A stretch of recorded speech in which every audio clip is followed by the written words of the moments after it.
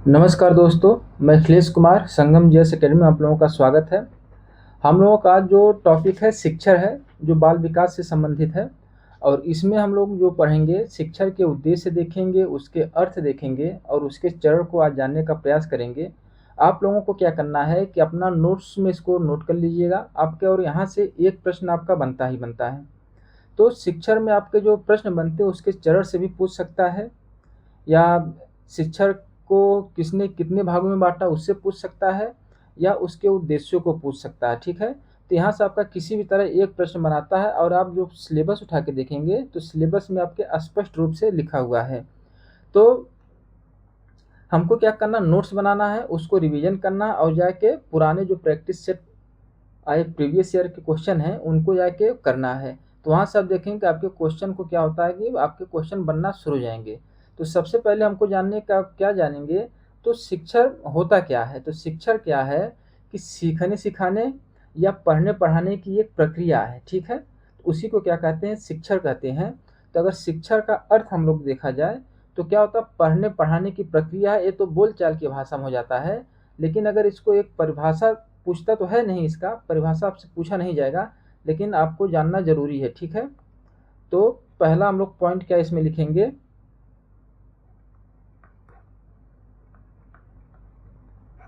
शिक्षण के अर्थ। तो शिक्षण के अर्थ में देखेंगे तो शिक्षण क्या है, तो शिक्षण एक है सामाजिक प्रक्रिया है। क्या है?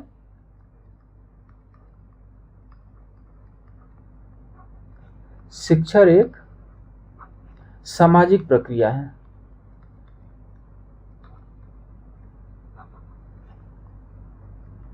तो आपका प्रश्न यहां से बन सकता है कि शिक्षण कैसी प्रक्रिया है।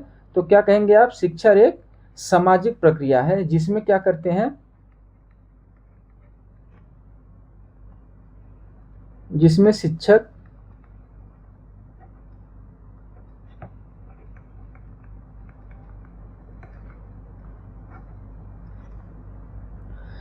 शिक्षक सामाजिक परिवेश में जो भी होता है,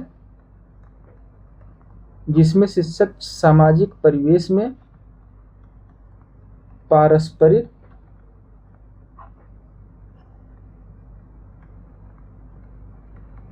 सहभागिता से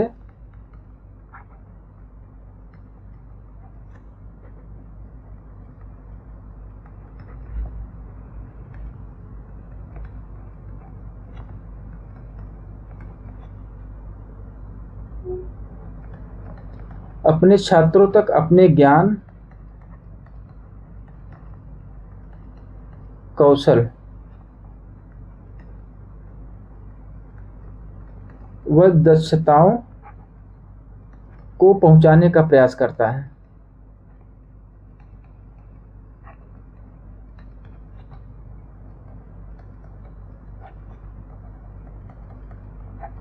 तो इतना ज्यादा हमको यहाँ से जानना नहीं है। हमको क्या जानना है कि शिक्षण क्या होता है, सीखने सिखाने की। ठीक है? सीखने और सिखाने की, और पढ़ने और पढ़ाने की प्रक्रिया है। इतना हम जानेंगे। ये लंबी चौड़ी परिभाषा को जानने का कोई मतलब है नहीं कि शिक्षण एक सामाजिक प्रक्रिया है जिसमें शिक्षक सामाजिक परिवेश में पारस्परिक सहभागिता से अपने छात्रों तक अपने ज्ञान, कौशल और दक्षताओं को क्या कर पहुंचाने का कार्य करता है या प्रयास करता है। तो इसी को क्या कहते हैं, शिक्षण कहे जाते हैं। ठीक है? तो ये हमको इतना नहीं पढ़ना, हमको सिर्फ जाना शिक्षण का मतलब क्या है कि सीखना है, सिखाना है, और पढ़ना है और पढ़ाना है। इतना हमको यहाँ से ध्यान रखना। ठीक है? तो इसके बाद आपका क्वेश्चन क्या बन जाता है, तो शिक्षण कैसी प्रक्रिया, तो आपको क्या कहेंगे, सामाजिक प्रक्रिया। शिक्षण क्या है, सामाजिक प्रक्रिया है। और इसके बाद आपका बन जाता है कि शिक्षण एक त्रिध्रुवी प्रक्रिया है। ठीक है? तो दूसरा पॉइंट हम लोग क्या लिखेंगे, तो शिक्षण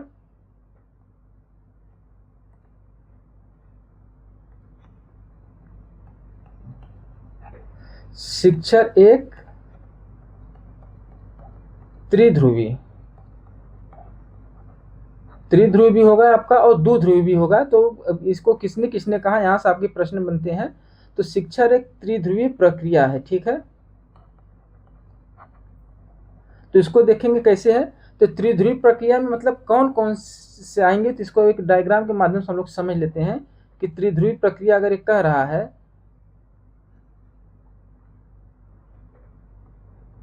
तो उसमें कौन कौन आएंगे। ठीक है, तो शिक्षर क्या एक त्रिध्रुवी प्रक्रिया है, तो इसमें कौन कौन आ जाएंगे। तो एक तो आ जाएगा आपका शिक्षक आ जाएगा। ठीक है, शिक्षक क्या पढ़ाने का कार्य करेगा, और जो उसके बाद क्या आ जाएंगे छात्र आ जाएंगे। ठीक है, छात्र, शिक्षक हो गया, छात्र हो गया, और आप लोग पढ़े होंगे जो आपका सिलेबस होता है उसको क्या कहते हैं, पाठ्यक्रम। ये क्या आपके हो गए, एक त्रिध्रुवी प्रक्रिया के अंतर्गत कौन कौन आएंगे, शिक्षक आएगा, छात्र आएगा और पाठ्यक्रम। यानी कि शिक्षक जो है छात्रों को पाठ्यक्रम के माध्यम से ही मतलब कि ज्ञान देगा, उसको पढ़ाने का प्रयास करेगा, उसको सिखाने का प्रयास करेगा। ठीक है, तो इसी से क्या निकल के आ जाता है, तो इसी से एक आपका परिभाषा इसमें निकल, परिभाषा क्या कहेंगे मतलब कि समझने के लिए हो जाता है कि इन तीनों के मध्य संबंध स्थापित करना ही क्या होता है, शिक्षण होता है। तो क्या हो जाता है, इन तीनों के मध्य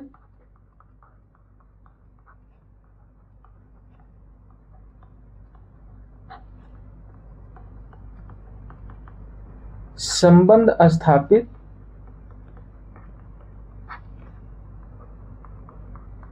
करना ही क्या है, शिक्षण है। ठीक, यहां तक समझ में आया। यानी कि जो शिक्षण अगर पूछेगा कि शिक्षण का त्रिध्रुवी मतलब कि में त्रिध्रुवी मतलब कि प्रक्रिया में कौन कौन शामिल होंगे, तो क्या आपका पहला क्या हो जाएगा, शिक्षक शामिल हो जाएगा। ठीक है, दूसरा क्या हो जाएगा, छात्र हो जाएगा, और तीसरा क्या हो जाता है, आपका पाठ्यक्रम हो जाता है। तो इतना ध्यान रखेगा, अगर त्रिध्रुवी प्रक्रिया में अगर पूछेगा कौन कौन शामिल होते हैं तो क्या हो जाएगा, शिक्षक हो जाएगा, छात्र यानी कि शिक्षार्थी हो जाएगा, और पाठ्यक्रम यानी कि सिलेबस हो जाता है। ठीक है, तो ये जो शिक्षण को त्रिध्रुवी आयाम, जो त्रिध्रुवी प्रक्रिया है किसने कहा है, यहाँ से हमको जानना होगा कि त्रिध्रुवी प्रक्रिया किसने कहा है। यानी कि शिक्षण को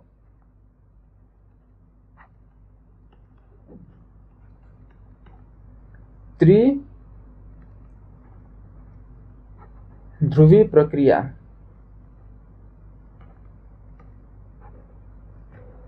तो कौन कहा है त्रिध्रुवी प्रक्रिया, तो एक आपके मनोवैज्ञानिक हैं जॉन डीबी। ठीक है, तो अगर पूछेगा तो किसने कहा, तो जॉन डीबी, और दूसरे कौन हो जाते हैं, रायबर्न। ये मोस्ट इंपॉर्टेंट है, इसको आप लोग नोट कर लीजिएगा। यानी कि शिक्षण को त्रिध्रुवी प्रक्रिया किसने कहा है, तो जॉन डीबी और रायबर्न ने कहा है। ठीक, यहाँ से आपको इस चीज़ें आपको ध्यान रखना है। तो यहाँ से आपका प्रश्न पूछा गया है, तो यहाँ तक क्लियर हो गया। अब यहीं से एक और आ जाता है, शिक्षण को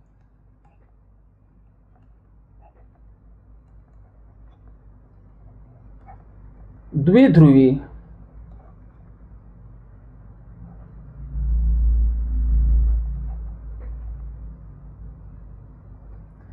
शिक्षण को द्विध्रुवी प्रक्रिया किसने कहा है, द्विध्रुवी प्रक्रिया किसने कहा, एडम्स ने कहा। ठीक है, एडम्स ने कहा है। और द्विध्रुवी प्रक्रिया में इनके अनुसार कौन कौन आ जाते हैं, तो एक तो आपका आ जाता है शिक्षक आ जाता है, और एक आ जाता है छात्र। यानी कि द्विध्रुवी मतलब शिक्षण को द्विध्रुवी प्रक्रिया किसने कहा है, तो एडम्स ने कहा है। तो उनके द्विध्रुवी प्रक्रिया में कौन कौन शामिल होते हैं, शिक्षक शामिल होंगे और छात्र शामिल होते हैं। तो आपका प्रश्न बनेगा, अगर सर अगर क्वेश्चन बन जाता है तो शिक्षण कैसी प्रक्रिया है, और उसमें त्रिध्रुवी और द्विध्रुवी भी अगर आपका प्रश्न बन जाता है, ऑप्शन में आ जाता है, तो हमको क्या करना पड़ेगा, तो आप सीधा सीधा त्रिध्रुवी के साथ जाएंगे, क्योंकि मान्यता प्राप्त त्रिध्रुवी प्रक्रिया को ही माना गया है शिक्षण में। ठीक है, यहाँ तक क्लियर हुआ। इसके बाद हम लोग इसके कुछ मतलब कि देख लेते हैं मनोवैज्ञानिक जिन्होंने क्या क्या कहा है।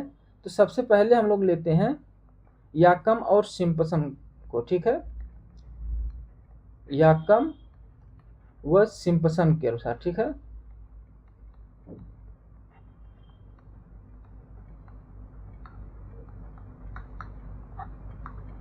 तो इनके द्वारा मतलब कि शिक्षा के बारे में क्या स्टेटमेंट दिया गया है शिक्षण के बारे में। तो ये जो कहते हैं कि शिक्षण वह साधन है कि जिसके द्वारा एक समूह के अनुभवी सदस्य अपरिपक्व छोटे सदस्य को जीवन के अनुकूल पथ प्रदर्शन का कार्य करता है। यानी कि इनके कहने का मतलब क्या है कि अगर जो मैच्योर व्यक्ति है, जो मतलब कि अनुभवी व्यक्ति है, और जो कम अनुभवी यानी कि जो छोटे बच्चे हैं, अपरिपक्व बालक हैं, उनको क्या करता है, मतलब कि जीवन को सही मूल्यों पर चलने के लिए, सही रास्तों पर चलने के लिए उनको क्या करते हैं, एक सुझाव देते हैं, सलाह देते हैं। कहने का मतलब इनका हो जाता है। इनका स्टेटमेंट लिख लीजिए, ये आपसे पूछ सकता है। क्या हो जाता है, शिक्षण वह साधन है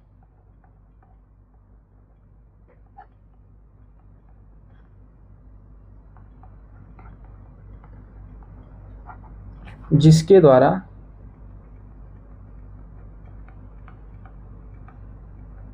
समूह के अधिक परिपक्व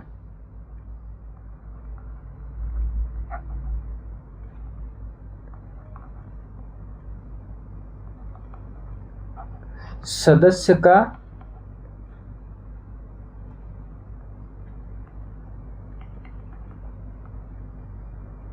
अपरिपक्व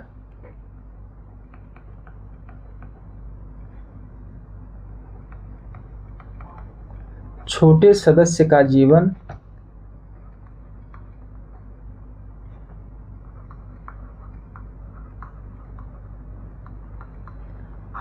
अनुकूलन पर पथ प्रदर्शक है।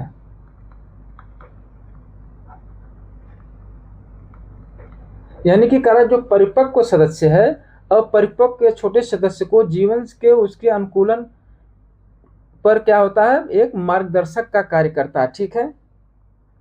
और एक दूसरे आपके मनोवैज्ञानिक हो जाते हैं, जिनका नाम है आपका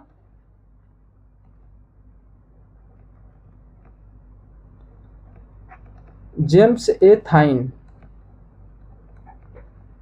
तो इनका जो कहना क्या है, ये क्या कहते हैं कि मतलब कि शिक्षण के बारे में, कि समस्त शिक्षण का अर्थ सीखने में वृद्धि है। क्या कहते हैं कि समस्त शिक्षण का अर्थ है, समस्त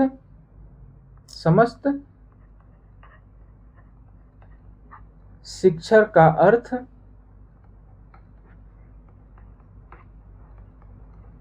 सीखने में वृद्धि है। इनके द्वारा क्या कहा, मतलब कि बालक को जो भी शिक्षा दिया जाएगा उसके मतलब कि सीखने में, उसके ज्ञान में क्या करेगा, वृद्धि का काम करेगा। यानी कि उसकी मतलब कि वृद्धि को बढ़ाने का कार्य करेगा। शिक्षण क्या करेगा, बालक के वृद्धि को यानी कि ज्ञान को बढ़ाने का क्या करता है, कार्य करता है। ठीक है। तो दो स्टेटमेंट है, एक और आप लोग नोट कर लीजिए, जो हो जाते हैं कौन, B.O. स्मिथ। तो इनके द्वारा क्या कहा गया है, ये कहते हैं कि शिक्षण ऐसी प्रक्रिया है जिसमें अधिगम उत्पन्न कराया जाता है। ठीक है। अधिगम का मतलब क्या होता है, सीखना। यानी कि बच्चे को सीखना मतलब कि सिखाया जाता है। क्या कह रहे हैं कि शिक्षण ऐसी प्रक्रिया है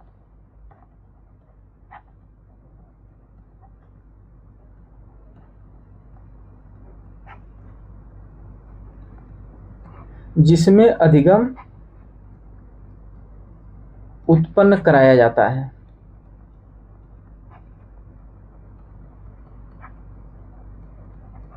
तो ये मोस्ट इंपॉर्टेंट है, इनको आप लोग कर लीजिएगा। यहाँ से आपका ये पूछ सकता है कि शिक्षण कैसी प्रक्रिया है जिसमें अधिगम उत्पन्न कराया जाता है, कि शिक्षण के द्वारा बच्चे में सीखने की प्रवृत्ति को उत्पन्न किया जाता है, कि बच्चा को किस प्रकार से सिखाया जाए और किस प्रकार से उसको शिक्षण किया जाए, ये ऐसी प्रक्रिया है। ठीक है, टीचिंग। तो ये तो आपके हो गए क्या, मतलब कि कुछ मनोवैज्ञानिक हुए। अब हम लोग शिक्षण का अर्थ देखते हैं। तो नेक्स्ट पेज पे चलते हैं। तो क्या हम लोग देखेंगे, शिक्षण के अर्थ।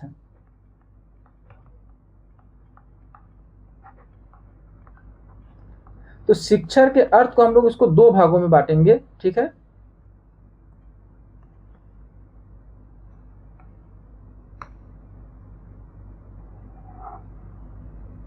इसको दो भागों में बांट के हम लोग देखेंगे।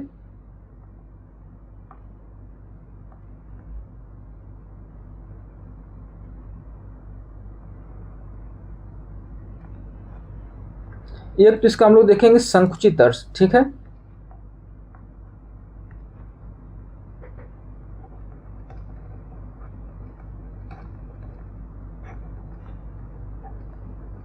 दूसरा हम लोग देखेंगे इसका व्यापक अर्थ।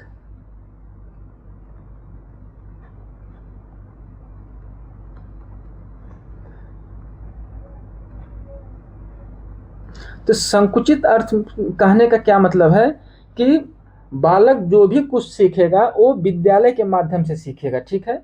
संकुचित अर्थ में क्या होता है कि बालक को जो भी सिखाया जाएगा वो विद्यालय में सिखाया जाएगा। और व्यापक का अर्थ क्या होता है कि बालक जन्म से मृत्यु तक जो भी कुछ सीखेगा वो समाज से सीखेगा, मित्रों से सीखेगा, परिवार से सीखेगा। तो वो सब किसके अंदर आ जाएगा? व्यापक अर्थ में उसके आ जाएगा, व्यापक शिक्षण में आ जाएगा। और संकुचित शिक्षण में कहा जाता है कि बालक केवल क्या करेगा? विद्यालय से सीखेगा। तो सबसे पहला पॉइंट इसमें क्या निकल के आता है कि बालक केवल विद्यालय से सीखेगा, ठीक है, विद्यालय से सीखेगा।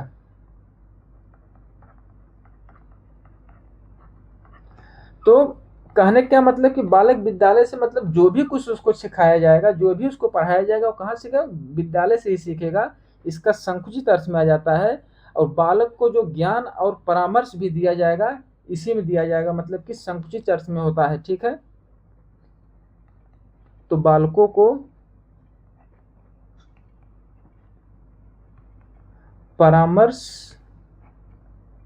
व ज्ञान देना क्या है? उसका संकुचित अर्थ हो जाता है कि जो यह शिक्षण बालक को दिया जाता है पूर्व नियोजित होता है और नियंत्रित होता है। यानी कि पूर्व नियोजित का मतलब कि बालक को जो शिक्षण के लिए भेजा जाएगा स्कूल में, तो पूर्व नियोजित होता है और नियंत्रित होता है, ठीक है।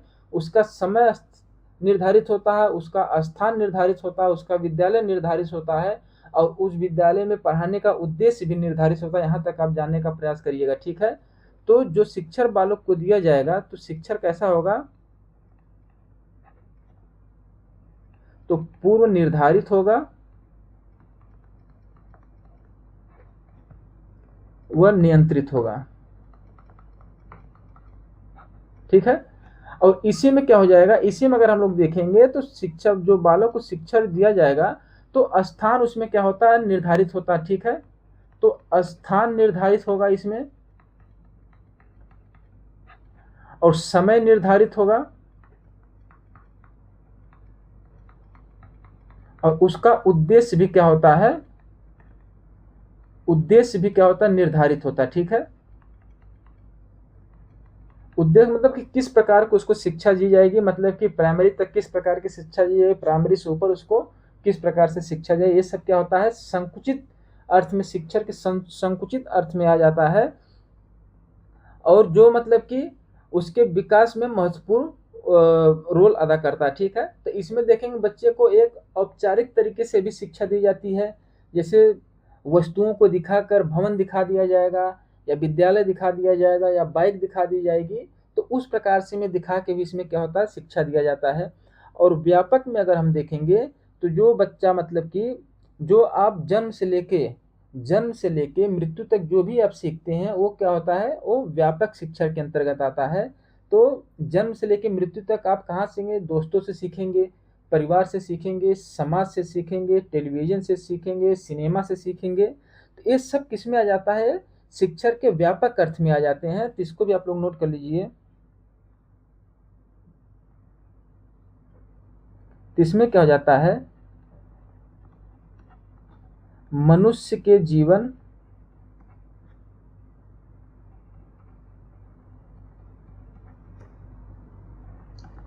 चलने वाली प्रक्रिया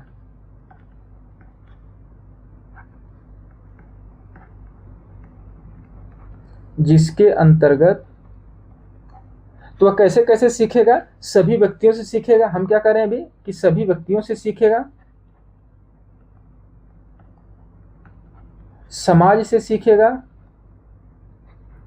ठीक है, समाज से सीखेगा और किससे सीखेगा, वातावरण से सीखेगा। कब से कब सीखेगा, जीवन भर, यानी कि जन्म से लेकर मृत्यु तक।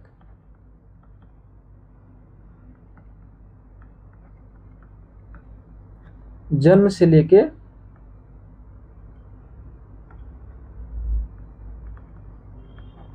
मृत्यु तक वह सीखता है। ठीक है,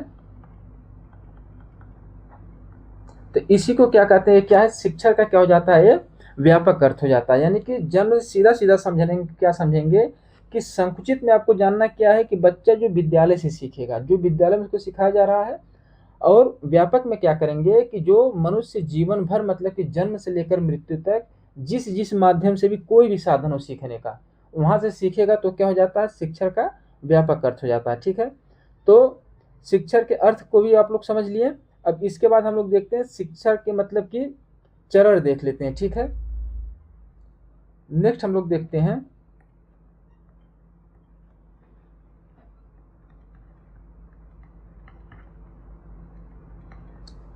शिक्षण के चरण। तो शिक्षण के कितने चरण होते हैं, ठीक है, तो मुख्य रूप से शिक्षण के कितने चरण हो जाते हैं, 3 चरण हो जाते हैं। ठीक है, तो शिक्षण के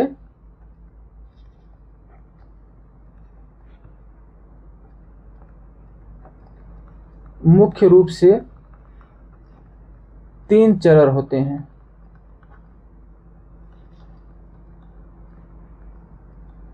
तो इन चरणों को हम लोग क्या करेंगे, एक एक करके देख लेते हैं।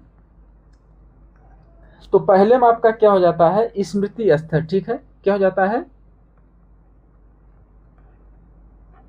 स्मृति स्तर।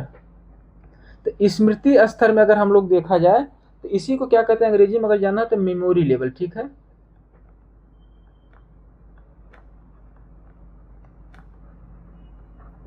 तो इसमें अगर हम लोग देखते हैं, जानने का प्रयास करते हैं, तो ये जो होता है मतलब शिक्षण का निम्न स्तर है। सबसे स्मृति स्तर क्या होता है, शिक्षण का निम्न स्तर है। इसमें आप लोग लिख लेंगे एक पॉइंट। तो ये शिक्षण का क्या होता है, अगर आपसे पूछे शिक्षण का निम्न स्तर कौन है तो आप क्या जवाब देंगे, तो स्मृति स्तर। तो शिक्षण का क्या होता है, ये निम्न स्तर होता है। शिक्षण का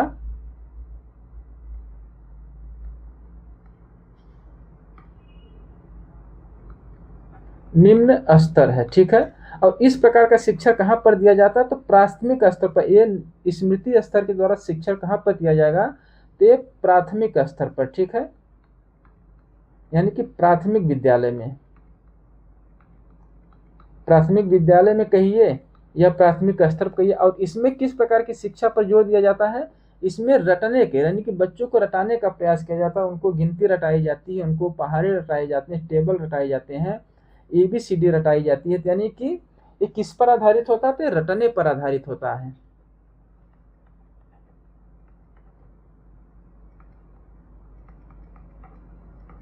किस पर हो जाएगा, तो ये रटने पर आधारित होता है। ठीक है, दूसरा आपका क्या हो जाता है, बोध स्तर।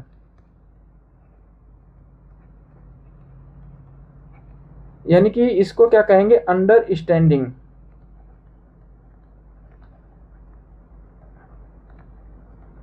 लेवल।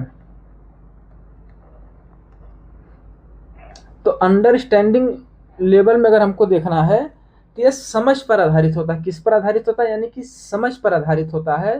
तो बच्चों को मतलब कि उदाहरण के माध्यम से, या उनको मतलब कि एक प्रयोग करके मतलब कि उसको समझाया जाएगा किसी विषय वस्तु के बारे में, तो उसके माध्यम से क्या किया जाता है, शिक्षण दिया जाता है। यानी कि सबसे कहने का मतलब क्या है, बच्चों को इसमें रटाने का प्रयास नहीं किया जाता, यानी कि बच्चों को यहाँ पर समझाने का प्रयास किया जाए। यानी कि क्या होता है, समझ पर आधारित होता है। ठीक है, समझ पर आधारित होता है।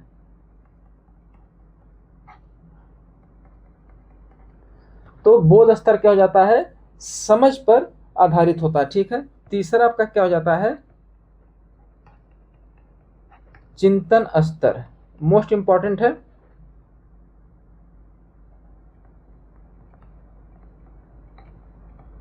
रिफ्लेक्टिव लेवल, तो इसमें क्या करेंगे, बच्चों को मतलब कि जो सिखाया जाएगा वो मतलब कि एक चिंतन के द्वारा सिखाया जाएगा, विश्लेषण के द्वारा सिखाया जाएगा, यानी कि किसी भी समस्या समाधान को बच्चा किस स्तर तक जाकर उसको सुलझा सकता है, किस विश्लेषण के द्वारा यानी कि चिंतन के द्वारा, विश्लेषण के द्वारा उस समस्या को सुलझा सकता है। तो इस प्रकार से शिक्षण इसमें चिंतन स्तर में दिया जाता है। तो ये क्या है कि शिक्षण का उच्च स्तर होता है। ठीक है, तो अगर आपसे पूछ ले शिक्षण का उच्च स्तर कौन है, तो आपका जवाब क्या हो जाएगा कि चिंतन स्तर, यानी कि ये उच्च स्तर होता है।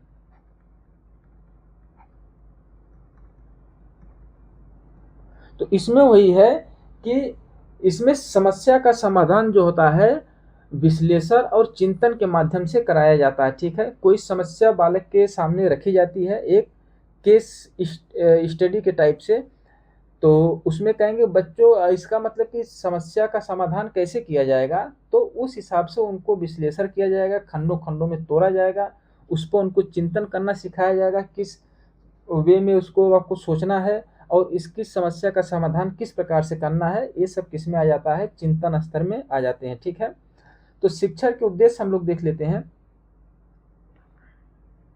हेडिंग डालिएगा, हेडिंग क्या आपकी हो जाएगी, शिक्षण के उद्देश्य।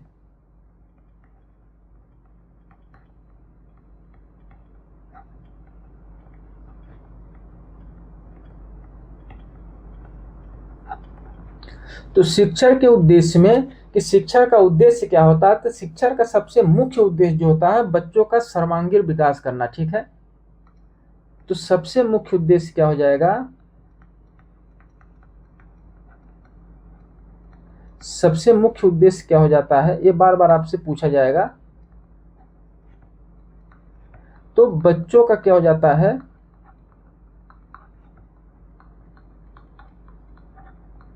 तो सर्वांगीण विकास करना। ठीक है, तो सर्वांगीण विकास में देखेंगे तो क्या हो जाता है, उसके ज्ञानात्मक क्षेत्र में उसका विकास करना। ठीक है, तो सर्वांगीण विकास में क्या आ जाता है, तो सर्वांगीण विकास में अगर देखा जाए तो सर्वांगीण विकास में बच्चे का क्या करते हैं, ज्ञानात्मक विकास करेंगे। तो ज्ञानात्मक विकास करना, भावात्मक विकास करना,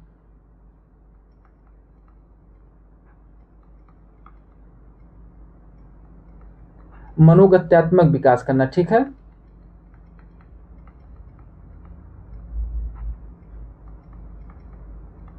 तो ये सब किस में आ जाता है, सर्वांगीण विकास में।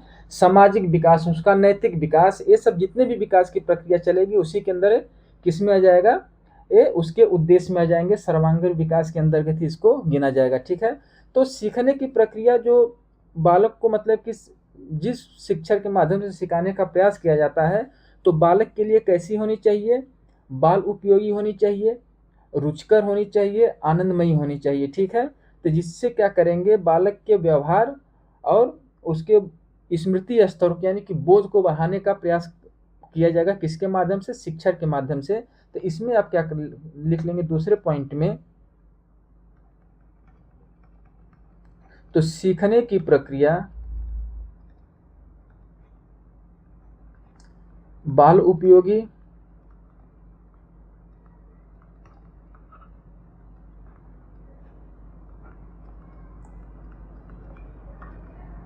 रुचिकर, आनंदमयी,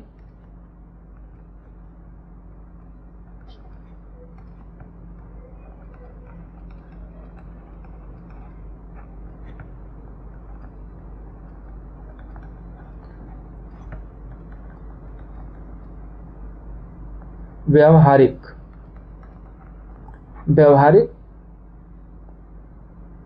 बनाना, यानी कि बालक को क्या बनाना है, बाल उपयोगी, रुचिकर बनाना है, आनंदमयी बनाना है, प्रभावी और व्यवहारिक बनाना क्या होता है, शिक्षण का उद्देश्य होता है। ठीक है, और इसमें तीसरा पॉइंट लेंगे, बालकों को कैसा ज्ञान दिया जाएगा, बालकों को जीवन उपयोगी ज्ञान देना। ठीक है,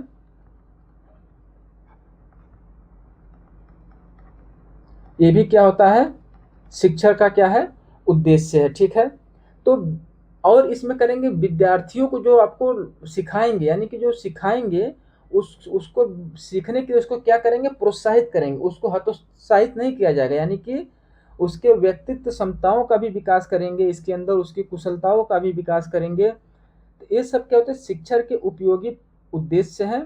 ठीक है, यानी कि शिक्षण के उद्देश्य में आप जितना भी सकारात्मक सोचेंगे सब शिक्षण के उद्देश्य के अंतर्गत ही आ जाएंगे। ठीक है, जैसे इसमें हो जाता है क्या, छात्रों में नेतृत्व क्षमता विकसित करना। ठीक है, तो बालकों में या छात्रों में, कई छात्रों का आते, ठीक है, बालकों में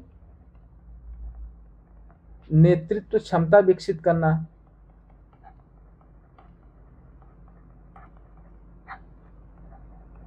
ये भी क्या होता है, शिक्षण का उद्देश्य हो जाता है। ठीक है, और छात्रों को जो सक्रियता को बढ़ाने का प्रयास करता है, उनके रचनात्मक दृष्टिकोण को बढ़ाने का प्रयास किया जाएगा। ये भी क्या हो जाते हैं, शिक्षण के उद्देश्य हो जाते हैं।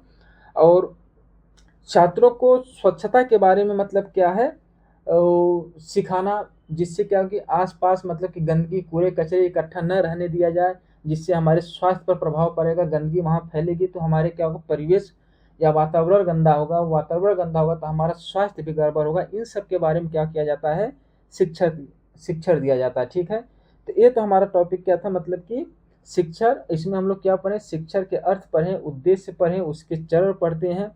तो ये आपका टॉपिक पूरा कंप्लीट हो जाता है। यहाँ से आपका एक प्रश्न किसी न किसी प्रकार से घुमा के बना के पूछेगा।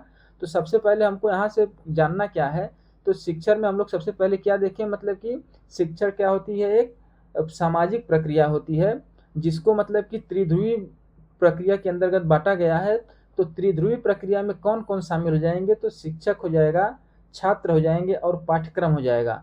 और इसको किसने दिया, यानी कि इस प्रक्रिया को मतलब कि त्रिध्रुवी प्रक्रिया किसने कहा है, तो जॉन डेवी और रायबर्न ने कहा है। तो ये मतलब मोस्ट इंपॉर्टेंट हो जाता है। यहाँ से प्रश्न आपका बन सकता है, या आपका द्विध्रुवी शिक्षण किसने कहा, तो एडम्स ने कहा है। तो उसके अंदर कौन कौन आ जाएंगे, छात्र आ जाएंगे और शिक्षक आ जाएंगे। ठीक है, और संकुचित अर्थ और उसके व्यापक अर्थ को हम लोग पढ़ लेंगे। वहाँ से आपका कम क्वेश्चन बनता है, यहाँ से व्यापक पूछता है नहीं। लेकिन आपके जो मनोवैज्ञानिक हैं, अभी हम उसको याकम को बताए थे, सिम्पसन को बताए थे, और थाइन को बताया गया था, आपको ओ स्मिथ को बताया गया था। तो इन सब से आपके प्रश्न यहाँ से बन सकते हैं। तो इन सबको आप याद कर लेंगे। और उद्देश्य में आप जितना बस सकारात्मक होगा, बालक को शिक्षा के लेकर जो भी सकारात्मक पहलू होंगे उन सबको आप ध्यान में रखेंगे। जहाँ पर नकारात्मक भाव आपके अंदर आएगा और जहाँ नकारात्मक की बात कही जाएगी, वहाँ उस लाइन को आप सीधा सीधा गलत मानते हुए चलेंगे। ठीक है, तो ये जो बाल विकास है, कुछ अपने समझ से और कुछ क्या करेंगे आप यहाँ से रट के, याद करके और अभ्यास करके। और अभ्यास आपका हो जाएगा जब आप प्रैक्टिस सेट करेंगे, प्रीवियस ईयर क्वेश्चन को उठा के बार बार लगाएंगे, तो आपके जो कॉन्सेप्ट हैं, जो याद करने की क्षमता है, वहाँ से आपको दिखाई देगी कि हम कहाँ तक पहुँचे हैं। तो सबसे पहला है कि आप नोट्स बनाइए और उसको रिवीजन करिए नोट्स को। उसके बाद क्या करेंगे, आप प्रैक्टिस सेट लगाइए और प्रैक्टिस सेट आप लगाते रहिए। तो फिर हम लोग आज का जो था इस शिक्षा वाला टॉपिक यहीं पर समाप्त होता है। तो नेक्स्ट क्लास में हम लोग मिलेंगे, तब तक आप लोग नोट्स बना के पढ़ते रहिए। नमस्कार, जय हिंद।